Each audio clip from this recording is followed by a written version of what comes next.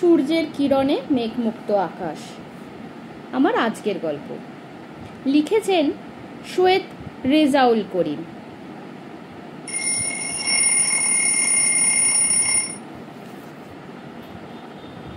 Hello, ডাক্তারবাবু বলছেন?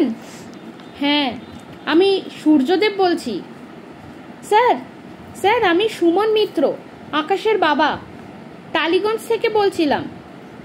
আজ আকাশ খুব ভায়োলেন্ট হয়ে উঠেছে। হাতের কাছে যা কিছু পাচ্ছে তাই দিয়ে ঘর দৌড় আসবাবপত্র ভাঙচুর করছে। কোনোভাবেই তাকে সামলানো যাচ্ছে না। যদি স্যার একটু সময় করে আপনি... ঠিক আছে সুমনবাবু, আমি আসছি, তবে একটু দেরি হবে। পার্ক সার্কাসের চেম্বারে আছি। আকাশকে একটু বুঝিয়ে সুঝিয়ে শান্ত করার চেষ্টা করবেন। মারধর করবেন না যেন, দড়ি দিয়েও বাঁধবেন না। বলবেন তার মাকে সঙ্গে নিয়ে আমি আসছি। এই সব কথা বলে ফোনটা রাখলেন। ডক্টর সূর্যদেব কলকাতার একজন বিখ্যাত সাইকিয়াট্রিক, প্রখ্যাত মনোরোগ বিশেষজ্ঞ।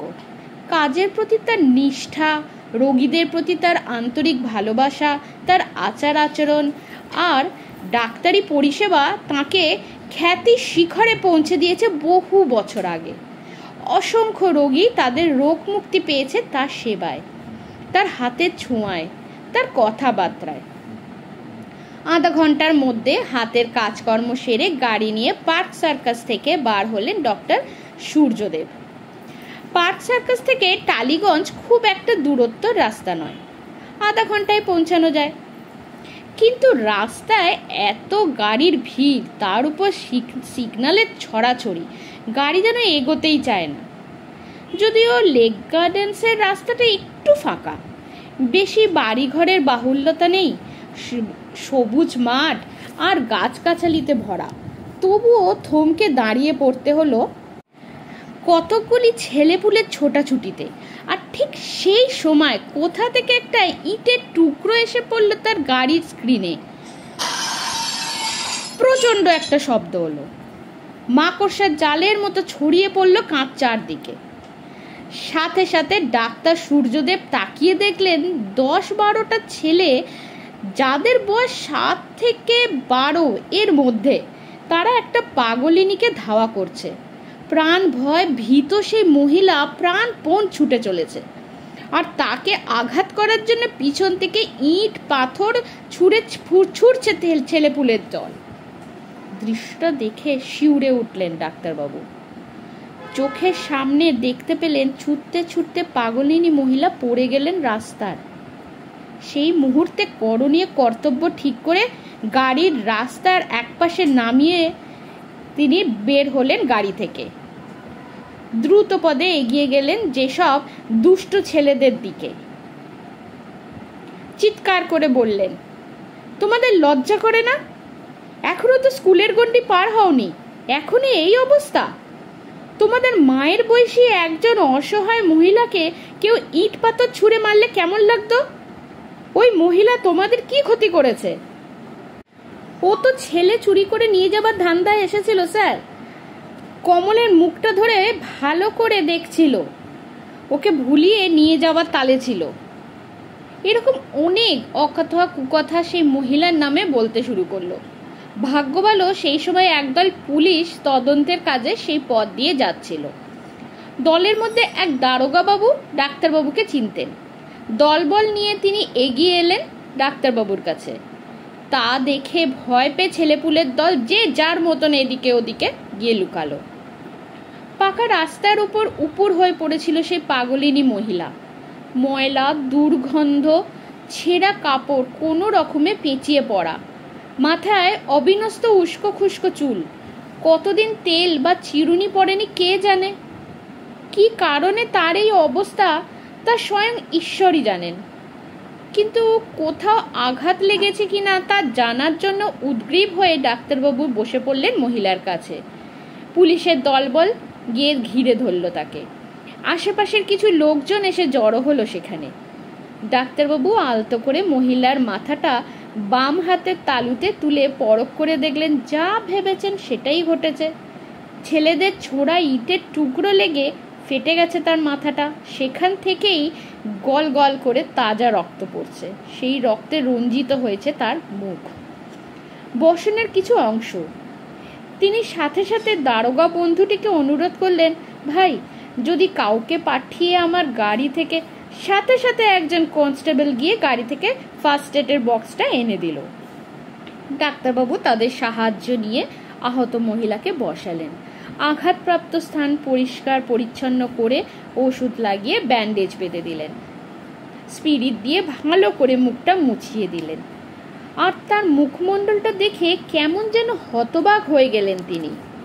মনোপটে আঁকা ছবির সাথে কেমন যেন একটা সাদৃশ্য আছে বলে মনে হলো তার, কিন্তু কে তিনি কিছুতেই মনে করে উঠতে পারছিলেন না ডাক্তারবাবু। ভাবতে ভাবতে হঠাৎ তার মনে পড়ে গেল ছোটবেলাকার কথা। সেই চোখ, সেই মুখ, ভ্রুর কাছে একটা ছোট্ট তিল, হ্যাঁ, ঠোঁটে একটা কাটার দাগও আছে। চন্দ্রা ম্যাম নয় তো? ডাক্তারবাবু তার আর নিজেকে সংযত রাখতে পারলেন না, এক রাশ উচ্ছ্বাসের সাথে বললেন, চন্দ্রা ম্যাম।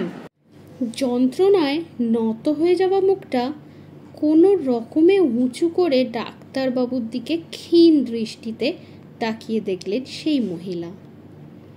কোনো কিছু করতে না পেরে হাতের তালু দিয়ে চোখ দুটো মুছে তন্ময় হয়ে খুঁটিয়ে খুঁটিয়ে দেখলেন ডাক্তারবাবুকে।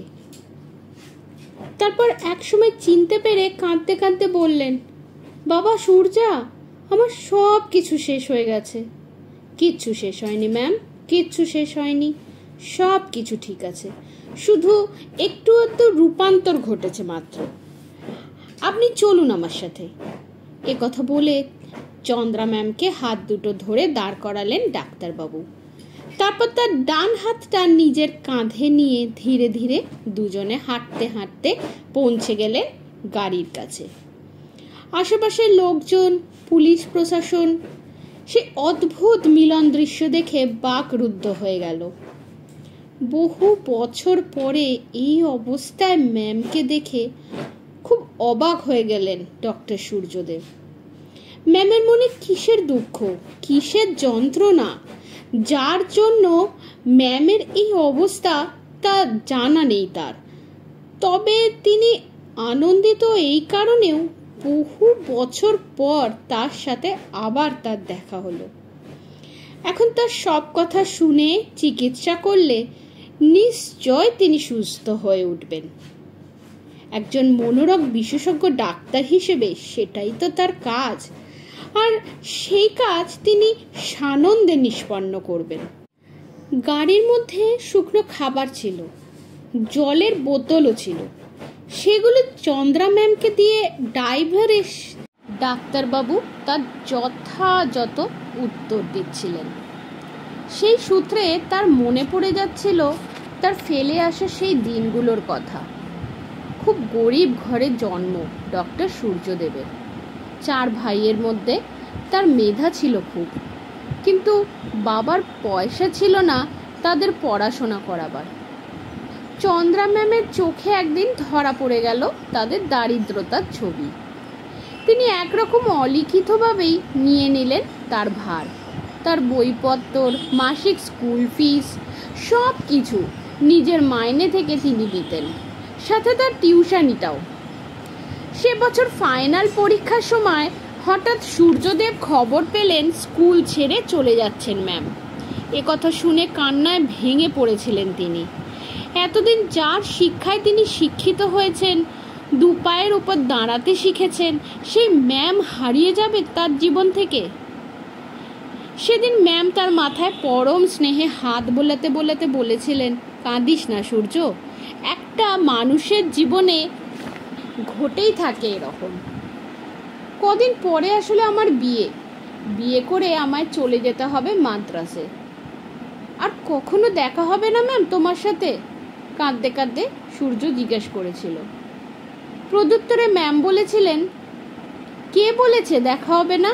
তুই তো জানিস এই পৃথিবীটা গোলাকার, একদিন ঘুরতে ঘুরতে ঠিক দেখা হয়ে যাবে তোর সাথে। ম্যামের কথাই ঠিক, ঘুরতে ঘুরতে অনেক বছর পর দেখা হয়ে গেল ম্যামের সাথে। আর এমন সময় দেখা হলো যখন তার সব কিছু শেষ হয়ে গেছে। কিন্তু কি শেষ হয়ে গেছে ম্যামের? তার সংসার, তার স্বামী, তার ছেলেপুলে, তার সহায় সম্পদ, সেসব কিছুই জানা নেই সূর্যের। তবে একবার যখন ম্যামকে কাছে পেয়েছে তখন তাকে আর ছাড়া যাবে না কোনো অজুহাতে। তাকে বড় দিদির মতো আঁকলে রাখবে নিজের ঘরে, তার সব সুখ শান্তি ফিরিয়ে দেওয়ার চেষ্টা করবে। এসব কথা ভাবতে ভাবতে টালিগঞ্জের চৌপাথিতে পৌঁছে গেলেন ডক্টর সূর্যদেব। তারপর এনএসসি বোস রোড ধরে ইন্দ্রপুরী স্টুডিও পার হয়ে একটু এগোতেই পৌঁছে গেলেন নির্দিষ্ট ফ্ল্যাট বাড়ির সামনে। ফ্ল্যাটটি 5 তলায়। এই ফ্ল্যাটের 4 তলায় সুমনবাবু তার ছেলে আকাশকে নিয়ে থাকেন। মাদ্রাজ থেকে সপরিবারে কলকাতায় ফেরার পথে কাঞ্জিপুরমের ট্রেনে বিস্ফোরক ঘটায় সন্ত্রাসবাদীরা। শতাধিক লোক মারা যায় সেই বিস্ফোরণে। কোনো ক্রমে বেঁচে যান সুমনবাবু ও আকাশ। মাথায় খুব চোট পায় আকাশ। সেই ভয়াবহ দৃশ্য দেখে জ্ঞান হারায় সে। দীর্ঘ 1 মাস ধরে চিকিৎসা চলে তার কোনো স্থানীয় হাসপাতালে, কিন্তু স্বাভাবিকতায় ফেরেনি আকাশ। তারপর থেকে কারণে অকারণে সে খুব ভায়োলেন্ট হয়ে পড়ে। তখন তার মাথায় কি যে ভর করে কে জানে। শুধু মা মা করে আক্ষেপে মাথার চুল ছেড়ে হাতের কাছে যা পায় তাই নিয়ে ভাঙচুর করে। কিন্তু তার মা যে কোথায় তা স্বয়ং ঈশ্বরই জানেন। মৃত রেল যাত্রীদের লিস্টে খুঁজে দেখেছেন সুমনবাবু, কিন্তু এত বছর পরেও তার কোনো সন্ধান নেই। হয়তো রেলের কর্মচারীরা তাকে মৃত অবস্থায় আস্থা খুঁড়ে ফেলে দিয়েছে ক্ষতিপূরণের ভয়।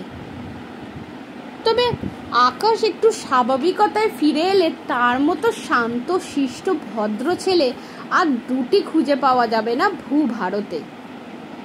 বেশ কয়েক বছর ধরে সূর্যবাবু তাকে চিকিৎসা করছেন।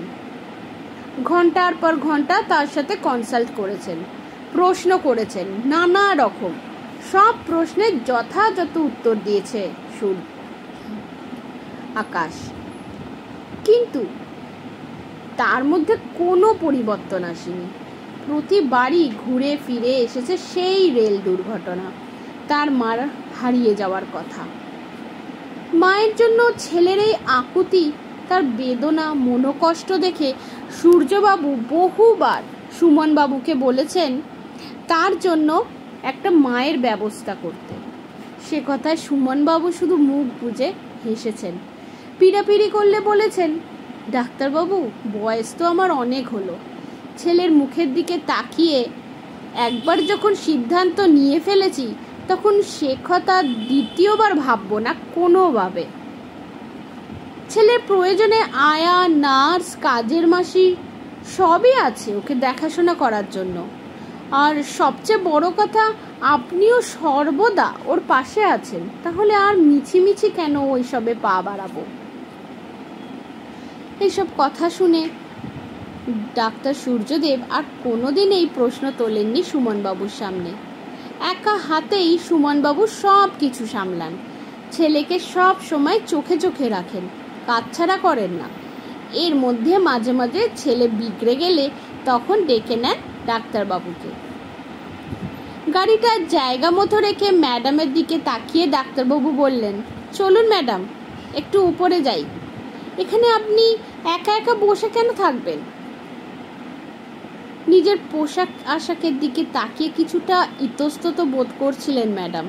সেটা বুঝতে পেরে ডাক্তারবাবু বললেন, অত চিন্তা করবেন না ম্যাম, আমি তো আপনার সাথে আছি। অগত্যা ম্যাডাম নামলেন গাড়ি থেকে। সুইচ টিপতেই অল্পক্ষণের মধ্যে লিফটটা নিচে নেমে এলো। তাতে উঠে 3rd ফ্লোরে বোতামে চাপ দিলেন। লিফটটা সোজা ওপরে উঠে 4 তলায় গিয়ে থামলো। ম্যাডামকে নিয়ে লিফটে থেকে নামলেন ডাক্তারবাবু। লিফটের পাশেই সুমনবাবুর ফ্ল্যাট। দরজার কাছে গিয়ে কলিং বেলে চাপ দিতেই হন্ততন্ত হয়ে সুমনবাবু এসে দরজা খুলে দিলেন। ঠিক সেই সময় একটা স্টিলের গ্লাস উড়ে এসে পড়ল দেওয়ালে।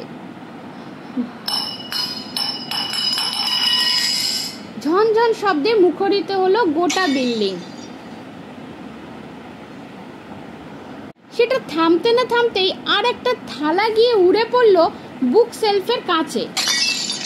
সেই আঘাতে ঝনঝন শব্দে ভেঙে পড়ল বুক সেলফের কাঁচ।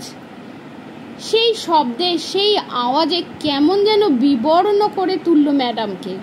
ভয় থরথর করে কেঁপে উঠল তার সারা শরীর। তিনি জ্ঞান হারিয়ে লুটিয়ে পড়ার আগেই কোনো রকমে তাকে ধরে ফেললেন ডক্টর সূর্যদেব। তা দেখে সুমনবাবু এগিয়ে এলেন। দুজন কোনো রকমে তাকে ধরে নিয়ে সোফাতে শুইয়ে দিলেন। তারপর ডাক্তারবাবু তার হাতটা ধরে নাড়িটা দেখে নিলেন। ম্যামের এই অবস্থা দেখে নিজেকে আর ঠিক রাখতে পারলেন না। আকাশের দিকে চেয়ে ধমকানি সুরে বললেন, আবার তুমি এই বদমাইশি শুরু করেছ? কিন্তু দেখো, আমি তো আমার কথা রেখেছি। তোমার মাকে আমি সঙ্গে করে নিয়ে এসেছি। এই কথাটা না বুঝে শুনে ইচ্ছে করে বলেছিলেন ডাক্তারবাবু, শুধু আকাশকে শান্ত করার জন্য। কিন্তু সেই কথাটা তীরের ফলার মতন গিয়ে বিঁধল আকাশের কানে। মাথায় গিয়ে বিঁধল তার মর্মটা। সাথে সাথে ফোলানো বেলুনে ছুঁচের লাগার মতন আক্রোশের সময় হাওয়া যেমন চুপসে যায়, অপরাধীর মতন ধীরে ধীরে সে এগিয়ে এলো। চোখের সামনে দেখতে পেল একজন অচেতন মহিলা শুয়ে আছে সোফাতে। কতকটা আড়ষ্টভাবে, হয়তো তার ছুঁড়ে দেওয়া বাসন কোসন লেগেছে, তার মাথায় আঘাত পেয়ে অজ্ঞান হয়ে গেছে। এর জন্য বাবা তাকে মারধর করবে, বকাবকি করবে, এইসব কথা ভেবে ভয়ার্ত ইঁদুরের মতো নিজের মুখটা লুকোবার চেষ্টা করলো। সুমনবাবু এতক্ষণ খেয়ালই করেননি। হঠাৎ ডাক্তারবাবুর এই কথায় টনক নড়ে গেল তার। তিনি নিঃশব্দে নীরবে শায়িত মহিলার মুখের দিকে খুঁটিয়ে দেখতে লাগলেন। মহিলার চোখ মুখ কিছুটা বিবর্ণ হলেও, ধুলো ময়লায় ঢাকা পড়ে গেলেও তিনি সহজেই চিনে ফেললেন মহিলাকে। ঠোঁটের নিচে কালো তিল, ডান কানের লতিটা কিছুটা কাটা, চিবুকের কাছে ছোট্ট একটা কাটা দাগ। সবিষয়ে তাই ডক্টর সূর্যদেবকে তিনি শুধলেন, ডাক্তারবাবু, একে আপনি কোথায় পেলেন? প্রশ্নের আকৃতি প্রকৃতি তার মাহাত্ম্য ধরতে না পেরে ডাক্তারবাবু বললেন, ইনি আমার ম্যাম। রাস্তায় আসার সময় কথা তার আর শেষ করতে পারলেন না ডাক্তারবাবু। আবেগী উচ্ছ্বাসে সুমনবাবু বললেন, আপনাকে যে কি বলে ধন্যবাদ জানাবো তার ভাষা আমি খুঁজে পাচ্ছি না ডাক্তারবাবু। আপনি আমার ভগবান, আপনি আমার। এসব কথা কানে যাচ্ছিল না সূর্যদেবের। তিনি ব্যস্ত ছিলেন তার ম্যামের জ্ঞান ফেরাবার কাজে। হঠাৎ এক ঝটকায় জ্ঞান ফিরে এলো চন্দ্রা ম্যামের। আস্তে আস্তে তিনি চোখ দুটো খুললেন। তিনটে ঝুঁকে থাকা মুখ দেখে বিস্ময় হতবাক হয়ে গেলেন। তাদের মধ্যে সূর্যকে দেখে চিনতে পেরে বললেন, সূর্য, আমি কোথায়? এরা কারা? ম্যামের প্রশ্ন শুনে মুচকি হাসলেন ডাক্তারবাবু। একটু মজা করে বললেন, ভালো করে দেখুন তো ম্যাম, এদের চিনতে পারেন কি না।